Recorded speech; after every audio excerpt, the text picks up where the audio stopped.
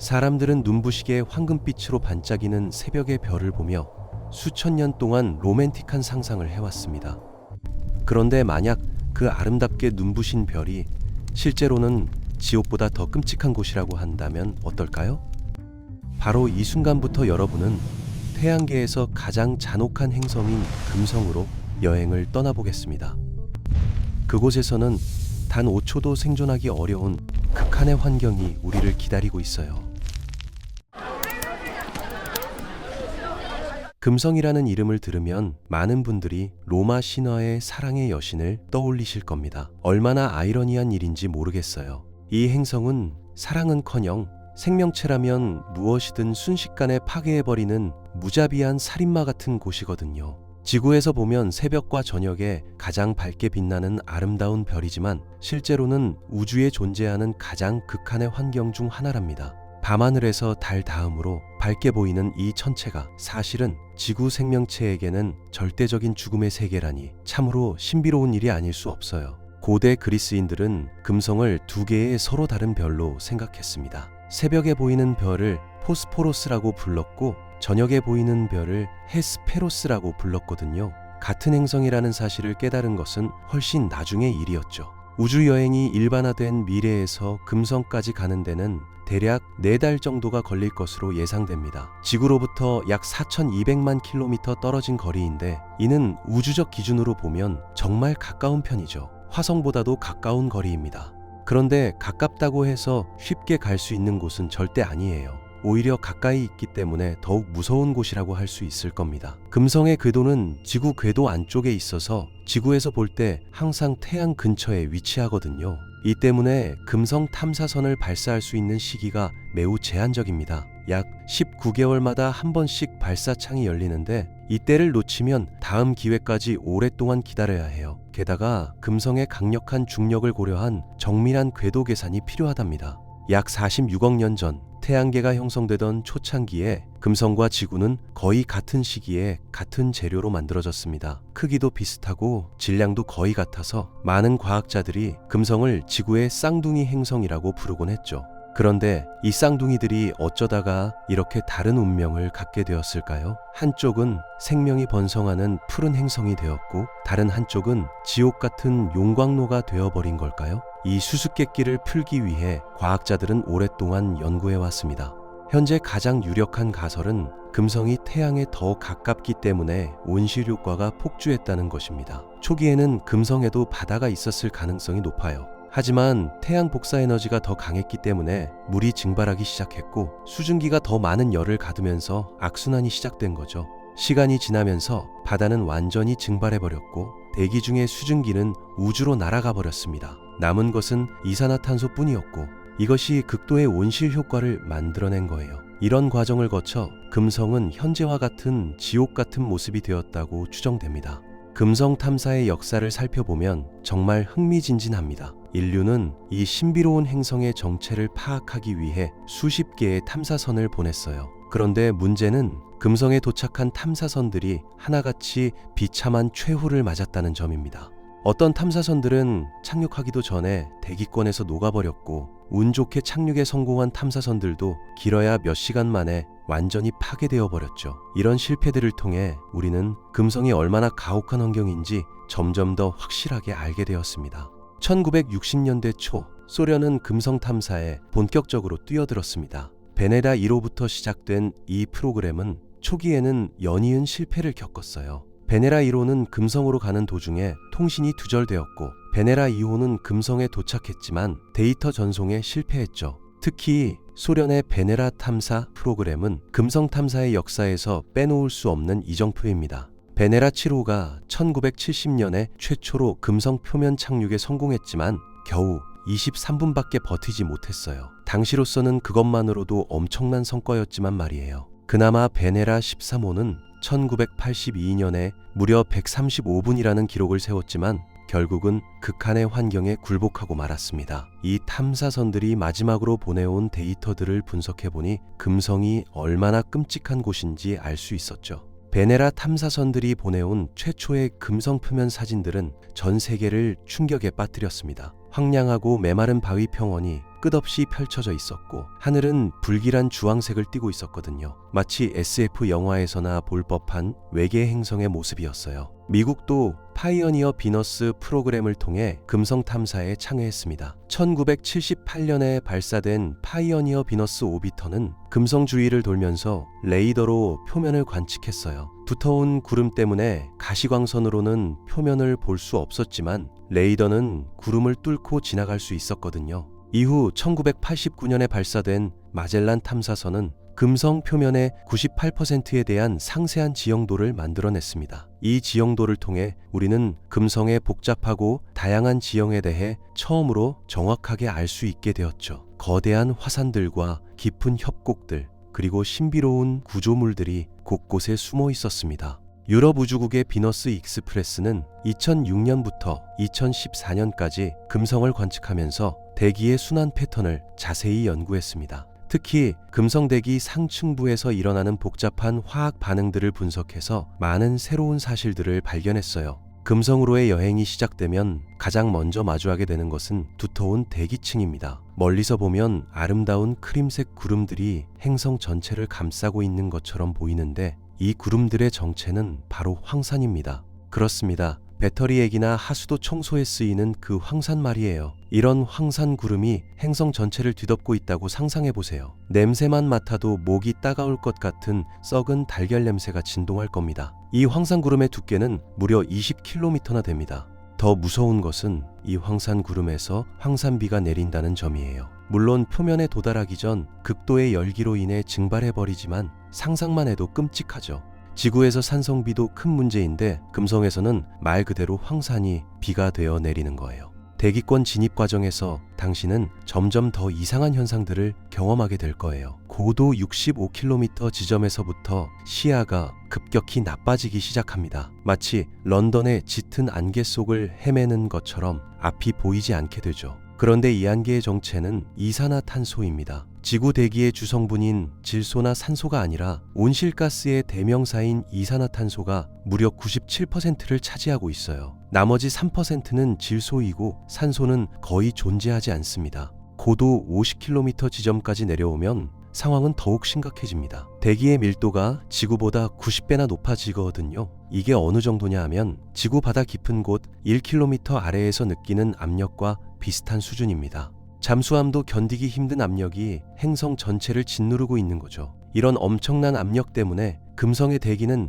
마치 끈적끈적한 꿀같이 느껴질 겁니다. 일반적인 비행기나 헬리콥터로는 절대 날 수 없는 환경이에요. 이 고도에서는 또 다른 위험이 기다리고 있습니다. 바로 강력한 바람이에요. 금성의 상층 대기는 시속 350km의 속도로 회전하고 있거든요. 이는 금성의 자전 속도보다 60배나 빠른 속도입니다. 이런 현상을 슈퍼로테이션이라고 부르는데 아직도 정확한 원인은 밝혀지지 않았어요. 드디어 고도 15km 지점에 도달하면 황산 안개가 조금씩 걷히기 시작하면서 금성의 실제 표면이 모습을 드러냅니다. 그런데 이 풍경이라는 게 정말 장관이에요. 끝없이 펼쳐진 화산들과 용암 평원, 그리고 기괴한 모양의 바위들이 붉은색과 주황색으로 물들어 있거든요. 마치 단테의 신곡에 나오는 지옥의 풍경을 그대로 옮겨놓은 것 같습니다. 지평선까지 펼쳐진 이 광활한 풍경은 아름답기도 하고 무섭기도 해요. 생명체가 존재할 수 없는 죽음의 세계지만 그 나름대로의 장엄함을 가지고 있거든요.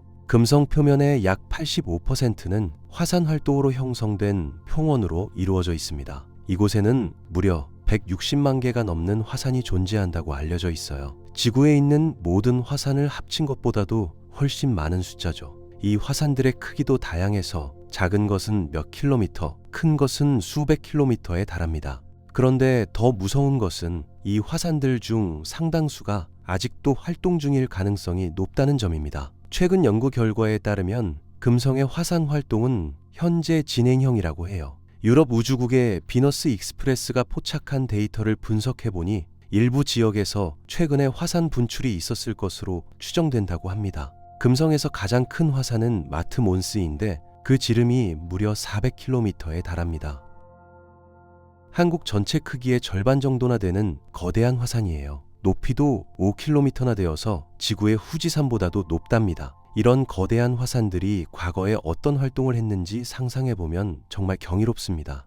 착륙 지점을 선택하는 것도 쉽지 않은 일입니다. 어디를 봐도 험난한 지형뿐이거든요. 그나마 평평해 보이는 곳을 찾아서 착륙을 시도해 봅니다. 착륙선이 표면에 닿는 순간 엄청난 먼지 구름이 일어날 거예요. 그런데 이 먼지가 가라앉는 데만 해도 몇 분이 걸립니다. 대기가 워낙 끈적끈적하기 때문이에요. 지구에서는 먼지가 금세 가라앉지만 금성에서는 공기의 밀도가 워낙 높아서 먼지 입자들이 천천히 떨어집니다. 마치 물속에서 모래가 가라앉는 것처럼 느릿느릿 움직이죠. 착륙 후 주변을 둘러보면 정말 신기한 광경을 목격할 수 있을 겁니다. 하늘을 올려다봐도 우리가 아는 그 파란 하늘이나 밝은 태양을 볼 수는 없어요. 대신 항상 어스름한 주황빛이 감도는 하늘만 보일 뿐입니다. 태양빛의 겨우 2% 정도만 표면까지 도달하기 때문에 낮에도 마치 일몰 직후 같은 분위기가 연출되죠. 그렇다고 해서 어둡다는 건 아니에요. 오히려 흐린 날의 지구와 비슷한 밝기입니다. 다만 모든 것이 주황색 필터를 씌운 것처럼 보일 뿐이죠. 금성에서 하루는 지구 시간으로 243일입니다. 하루가 1년보다도 길다는 뜻이에요. 게다가 금성은 다른 행성들과는 반대 방향으로 자전합니다. 즉, 금성에서는 서쪽에서 태양이 떠서 동쪽으로 지는 거죠. 이런 특이한 자전 때문에 금성의 하루는 정말 특별한 경험이 될 겁니다. 왜 금성이 거꾸로 자전하는지에 대해서는 여러 가지 가설이 있습니다. 가장 유력한 설명은 과거에 거대한 소행성이 충돌해서 자전 방향이 바뀌었다는 것이에요. 아니면 조성력의 영향으로 천천히 자전 방향이 뒤바뀌었을 수도 있고요.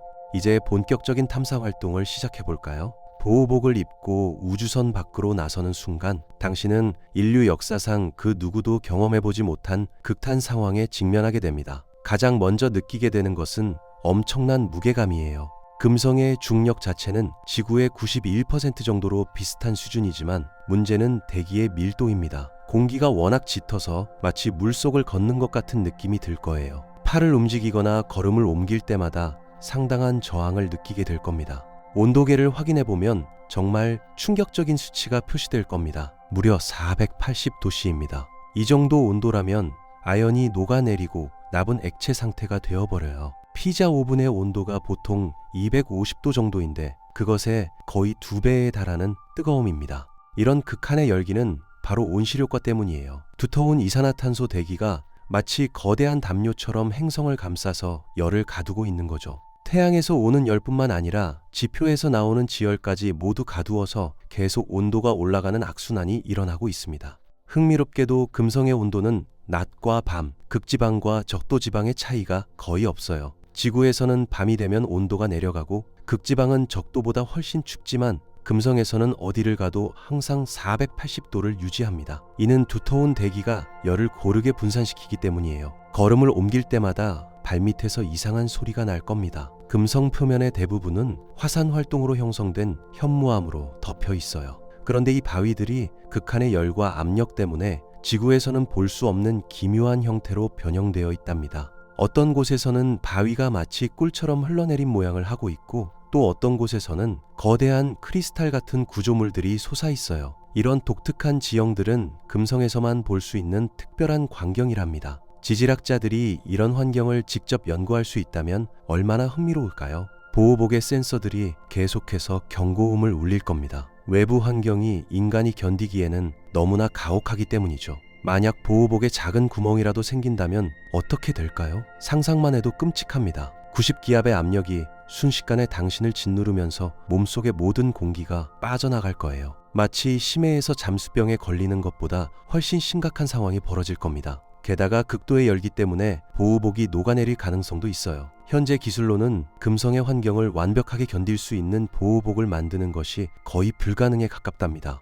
그런데 더 무서운 것은 대기의 성분입니다. 혹시라도 보호복의 공기 공급 시스템에 문제가 생겨서 금성의 대기를 들이마시게 된다면 어떨까요? 이산화탄소가 주성분인 이 대기는 당신의 폐를 순식간에 태워버릴 거예요. 게다가 황화합물들이 섞여 있어서 독성도 엄청나답니다. 단 한 번의 호흡만으로도 치명적인 화상을 입게 될 겁니다. 금성 대기에는 황화수소, 이산화황 같은 독성 가스들이 포함되어 있어서 지구상의 그 어떤 생명체도 견딜 수 없어요. 하늘을 올려다보면 또 다른 공포가 기다리고 있어요. 저 높은 곳에서는 황산 구름들이 시속 350km의 속도로 휘몰아치고 있거든요. 지구에서 가장 강력한 태풍의 풍속이 시속 300km 정도인데 금성에서는 그보다 더 빠른 바람이 항상 불고 있는 셈이죠. 다행히 표면 근처에서는 바람이 그리 강하지 않지만 그래도 시속 10km 정도의 바람이 계속 불고 있답니다. 이 바람은 뜨거운 열기를 계속 순환시켜서 표면 전체를 고르게 가열하는 역할을 해요. 마치 거대한 오븐 안에서 팬이 돌아가는 것과 같은 원리죠. 이런 극한 환경에서 과학적 관측을 수행하는 것은 정말 어려운 일이에요. 그럼에도 불구하고 베네라 탐사선들이 보내온 데이터 덕분에 우리는 금성에 대해 많은 것을 알 수 있게 되었죠. 예를 들어 금성의 지형은 생각보다 다양합니다. 거대한 화산 산맥들, 깊은 협곡들, 그리고 신비로운 원형 구조물들이 곳곳에 흩어져 있어요. 이런 다양한 지형들을 보면 금성도 과거에는 매우 활발한 지질 활동을 했다는 것을 알 수 있습니다. 어쩌면 현재도 그 활동이 계속되고 있을지도 모르고요. 금성에서 가장 유명한 지형 중 하나는 맥스웰 산맥입니다. 이 산맥의 높이는 무려 11km에 달해서 지구의 에베레스트 산보다도 높아요. 그런데 이 산이 어떻게 형성되었는지는 아직도 수수께끼로 남아있답니다. 금성에는 지구처럼 판구조 운동이 없기 때문에 일반적인 조산작용으로는 설명이 안 되거든요. 일부 과학자들은 멘틀의 상승류 때문에 지각이 융기에서 산이 형성되었을 것이라고 추정하지만 아직 확실한 증거는 없어요. 또 다른 흥미로운 지형은 아라크노이드라고 불리는 거미줄 같은 구조물들입니다. 이런 구조물들은 금성에서만 발견되는 독특한 지형인데 중앙에서 방사상으로 뻗어나가는 균열들이 마치 거미줄처럼 보인다고 해서 붙여진 이름이에요.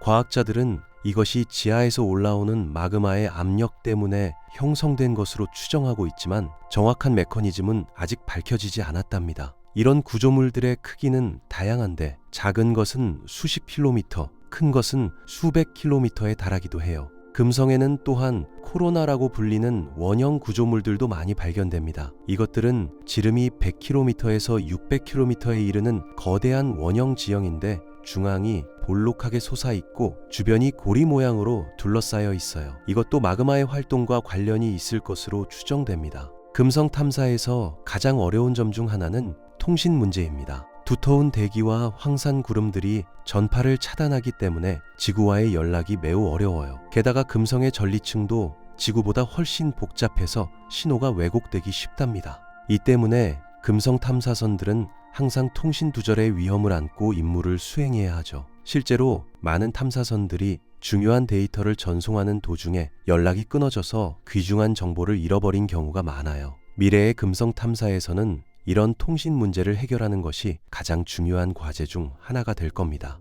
5초라는 짧은 시간 동안 금성 표면에서 할 수 있는 일은 많지 않을 겁니다. 하지만 그 5초는 인류 역사상 가장 값진 5초가 될 거예요. 직접 금성의 토양을 만져보고 그 극한의 환경을 온몸으로 느끼는 경험은 그 어떤 것으로도 대체할 수 없을 테니까요. 물론 생존이 최우선이겠지만 말이에요. 그 짧은 시간 동안이라도 토양 샘플을 채취하거나 대기 성분을 직접 측정할 수 있다면 그것만으로도 인류의 지식에 엄청난 기여를 할 수 있을 겁니다. 금성에 대한 우리의 이해를 완전히 바꿀 수 있는 발견이 있을지도 모르고요. 최근 들어 금성 대기에서 포스핀이라는 화합물이 발견되었다는 연구 결과가 발표되어 큰 관심을 끌었습니다. 포스핀은 지구에서는 주로 생명체의 활동에 의해 만들어지는 물질이거든요. 물론 무기물 반응으로도 만들어질 수 있지만 금성 같은 환경에서는 쉽게 분해되어 버린다고 알려져 있어요.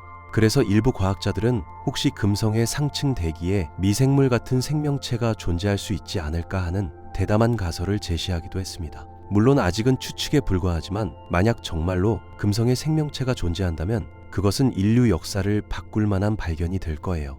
금성에서의 탐사 활동을 마치고 다시 우주선으로 돌아가는 길은 더욱 험난할 겁니다. 극한의 환경에 노출된 보호복과 장비들이 제대로 작동할지 확신할 수 없거든요. 금성의 대기는 모든 금속을 부식시키고 전자장비를 망가뜨리는 무서운 힘을 가지고 있어요. 실제로 베네라 탐사선들도 대부분 부식과 과열로 인해 파괴되었죠. 황산과 높은 온도 그리고 엄청난 압력이 결합해서 만들어내는 파괴력은 상상을 초월합니다. 지구상에서 가장 단단하다고 알려진 재료들도 금성 환경에서는 쉽게 손상되어 버려요.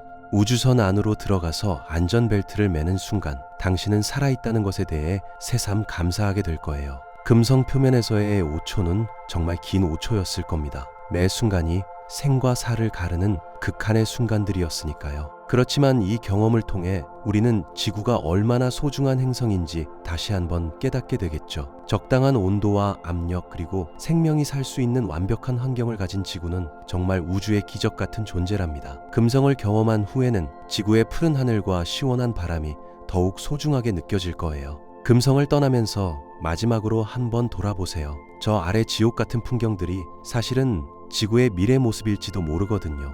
온실가스가 계속 증가하고 기후변화가 심해진다면 언젠가는 지구도 금성처럼 생명체가 살 수 없는 행성이 될 수 있어요. 그런 의미에서 금성은 우리에게 경고의 메시지를 보내고 있는지도 모릅니다. 온실 효과가 극단적으로 진행되면 어떤 결과가 기다리고 있는지를 보여주는 실제 사례이니까요. 물론 지구가 금성처럼 되려면 아직 오랜 시간이 걸리겠지만 경각심을 갖는 것은 중요하죠. 미래에는 금성을 인간이 살 수 있는 행성으로 바꾸는 테라포밍 기술이 개발될 수도 있을 거예요. 두터운 이산화탄소 대기를 제거하고 온도를 낮추며 황산 구름을 없애서 푸른 하늘을 만드는 거죠. 상상만 해도 흥미진진한 일이지만 현재로서는 SF 영화에서나 가능한 일이랍니다. 하지만 과학기술의 발전 속도를 생각해보면 불가능한 일은 아닐지도 모르겠어요. 어쩌면 수백 년 후에는 정말로 금성에 도시가 건설되고 사람들이 살게 될지도 모르죠. 그때가 되면 오늘의 금성 탐사 이야기는 용감한 개척자들의 전설로 기억될 겁니다. 일부 과학자들은 금성의 상층 대기에 떠다니는 도시를 건설하는 방안을 제안하기도 했습니다. 고도 50km 지점에서는 온도와 압력이 지구와 비슷하기 때문에 거주 가능한 환경을 만들 수 있다는 거예요. 물론 황산 구름 문제는 여전히 남아있지만 적어도 표면보다는 훨씬 살기 좋은 환경이죠. 이런 공중 도시에서는 금성의 풍부한 태양 에너지를 이용할 수 있을 것 같아요. 구름 위쪽에서는 태양빛이 풍부하니까요. 또한 금성 대기의 이산화탄소를 이용해서 식물을 기르고 산소를 만들어낼 수도 있을 겁니다. 꿈 같은 이야기지만 과학자들은 이미 구체적인 계획을 세우고 있어요. 금성 탐사는 단순히 새로운 세계를 발견하는 것 이상의 의미를 갖습니다. 우리 자신과 우리가 살고 있는 지구에 대해 더 깊이 이해할 수 있게 해주거든요. 왜 지구는 생명이 살 수 있는 행성이 되었고 금성은 지옥 같은 곳이 되었을까요? 이런 질문들의 답을 찾아가는 과정에서 우리는 생명과 우주에 대한 근본적인 비밀을 발견할 수 있을 겁니다. 결국 금성으로의 이 놀라운 여행을 통해 우리가 얻게 되는 가장 큰 교훈은 지구의 소중함일 거예요. 우주에서 우리처럼 운 좋은 행성은 정말 드물다는 것을 깨닫게 되겠죠. 그리고 이 아름다운 지구를 앞으로도 계속 지켜나가야 한다는 책임감도 함께 느끼게 될 겁니다. 만약 여러분은 금성에 직접 간다면 어떤 장면이 가장 충격적일 것 같나요? 혹은 금성에서 꼭 연구해보고 싶은 건 무엇인가요? 여러분의 상상과 의견을 댓글로 남겨주세요.